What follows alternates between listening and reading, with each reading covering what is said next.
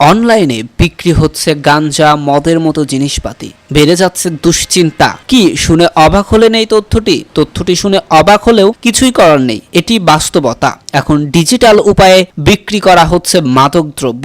দুনিয়ার সবকিছুই যখন ডিজিটাল, তাহলে মাদক বিক্রি করাটা কেন ডিজিটাল হবে না? প্রচলিত ও অপ্রচলিত বিভিন্ন ধরনের মাদক এখন অনলাইনে কেনাবেচা হচ্ছে। সামাজিক যোগাযোগ মাধ্যমের বিভিন্ন প্ল্যাটফর্ম ব্যবহার করে মাদক কারবারি ও মাদক সেবীরা লেনদেন হচ্ছে অনলাইন ব্যাংকিং এর মাধ্যমেও। এছাড়া ডার্ক ওয়েবে মাদক কেনাবেচা হচ্ছে এবং বিটকয়েনের মাদকের লেনদেন করছে কারবারিরা। আর ডার্ক ওয়েবে এটা স্বাভাবিক, অনেক বছর আগে থেকেই তা হয়ে আসছে। মাদক দ্রব্য নিয়ন্ত্রণ অধিদপ্তরের বার্ষিক প্রতিবেদন 2023-এ এসব তথ্য উঠে এসেছিল।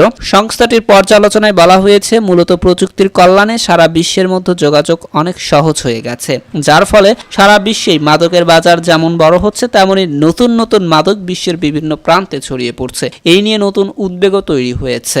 এমন পরিস্থিতিতে আজ সারা বিশ্বে আন্তর্জাতিক মাদক বিরোধী দিবস পালিত হচ্ছে। এবারের দিবসটির প্রতিপাদ্য মাদকের আগ্রাসন দৃশ্যমান প্রতিরোধেরই সমাধান। দেশে প্রচলিত মাদকের পাশাপাশি অপ্রচলিত অনেক মাদক ছড়িয়ে পড়েছে। সাম্প্রতিক সময়ে দেখা গেছে বিদেশে গিয়ে অনেকে অপ্রচলিত বিভিন্ন মাদকে আসক্ত হচ্ছেন। তারা দেশে এসব অপ্রচলিত মাদক ছড়িয়ে দেওয়ার কাজও করছে। এমনকি কেউ কেউ এসব মাদক দেশে এসে তৈরি করে বাজারে ছড়াচ্ছে। মাদক দ্রব্য নিয়ন্ত্রণ অধিদপ্তরের উপপরিচালক মঞ্জুরুল ইসলাম প্রথম আলোকে বলেন, সাম্প্রতিক সময়ে দেশে বিভিন্ন ধরনের অপ্রচলিত মাদক যেমন LSD, DOB, ketamine, magic mushroom ধরা পড়েছে। এই মাদকগুলো আসছে ইউরোপ, আমেরিকা সহ বিশ্বের উন্নত দেশগুলো থেকে।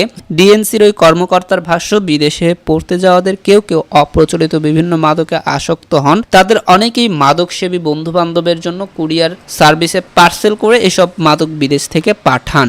ডিএনসির বার্ষিক প্রতিবেদনে বলা হয়েছে, সাম্প্রতিক সময়ে সবচেয়ে উদ্বেগের বিষয় হচ্ছে দেশে বিপুল পরিমাণ আইস আসছে। এটি মূলত ইয়াবা তৈরির উপাদান। এটি ইয়াবার চেয়েও মারাত্মক। 2020 সালের পর থেকে এই মাদক মিয়ানমার থেকে দেশে নিয়ে আসছে মাদক পাচারকারী চক্র। যারা মিয়ানমার থেকে ইয়াবা আনছেন, তারাই একই পথে আইস নিয়ে আসছেন। মাদকদ্রব্য নিয়ন্ত্রণ অধিদপ্তর সূত্রগুলো বলছে, আইস উদ্ধারের তথ্য পর্যালোচনায় দেখা গেছে 2021 সালে আইস উদ্ধার হয় প্রায় 37 কেজি। পরের বছর আইস উদ্ধার হয় 113 কেজি। আর সর্বশেষ 2023 সালে আইস উদ্ধার হয় 187 কেজি, যা দিন দিন বেড়েই চলছে। ইয়াবা ও হেরোইন উদ্ধারের ক্ষেত্রে দেখা গেছে 2022 সালের তুলনায় 2023-এ ইয়াবা উদ্ধারের পরিমাণ কমেছে। 2022 সালে ইয়াবা উদ্ধার হয়েছিল প্রায় 4,58,65,000 পিস, আর গত বছর উদ্ধার হয়েছে প্রায় 4,29,77,000 পিস। তবে হেরোইন উদ্ধারের পরিমাণ দ্বিগুণেরও চেয়ে বেশি বেড়েছে। 2022 সালে হেরোইন উদ্ধার হয়েছিল 338 কেজি, আর গত বছর হেরোইন উদ্ধার হয়েছে 701 কেজি। মাওলানা ভাসানী বিজ্ঞান ও প্রযুক্তি বিশ্ববিদ্যালয়ের ক্রিমিনোলজি অ্যান্ড পুলিশ সায়েন্স বিভাগের অধ্যাপক মোহাম্মদ ওমর ফারুক বলেছেন, নানা কৌশলে এবং নানা উপায়ে দেশে প্রচলিত এবং অপ্রচলিত মাদকের বিস্তার ঘটছে। এগুলো প্রতিরোধ করতে সংশ্লিষ্ট সংস্থাগুলোর কৌশল এবং পদক্ষেপ সঠিক নয়, ফলে মাদক নিয়ন্ত্রণ করা যাচ্ছে না। তদন্তে মাদকের উৎস, রুট এবং মাদকের সঙ্গে সংশ্লিষ্ট ব্যক্তিদের নাম আসছে না।